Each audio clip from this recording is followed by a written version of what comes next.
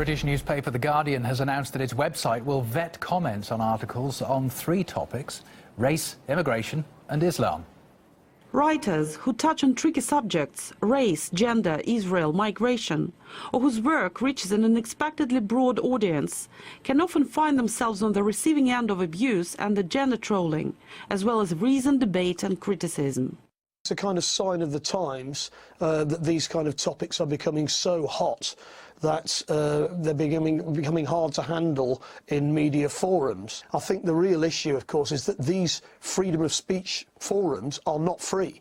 The Guardian will have to moderate that forum. That will probably involve people working full-time to read all the emails and decide whether they're acceptable or not.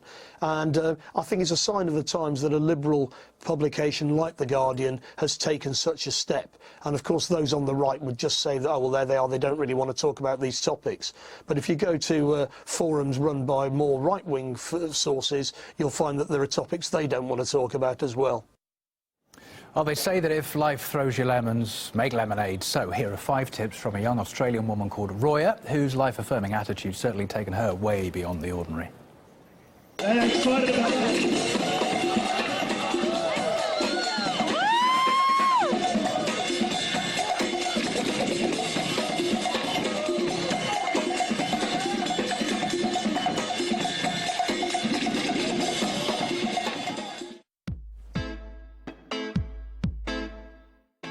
I started in gymnastics and then got too old for gymnastics and then got into a bit of circus and then cheerleading and then breakdancing. At one point where people would ask me, oh my God, like, what happened? Or how did you lose your leg? Like complete strangers, and I'd answer and I'd feel so bad. And then suddenly one day I was like, nah, you know what?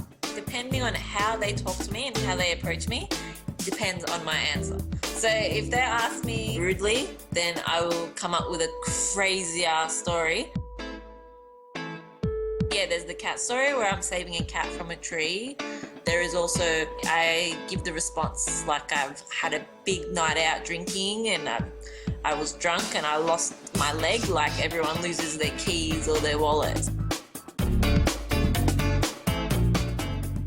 My ultimate dream is to be performing as part of a big touring show or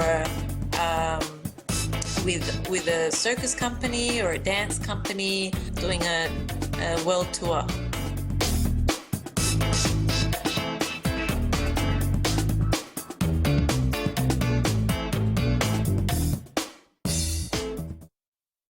Well, I hope that's put a few things in perspective for you. Now, as if having the world's biggest military budget wasn't enough, the US defense chief wants billions more. Guess who he thinks the biggest threat is? I'll tell you after the break.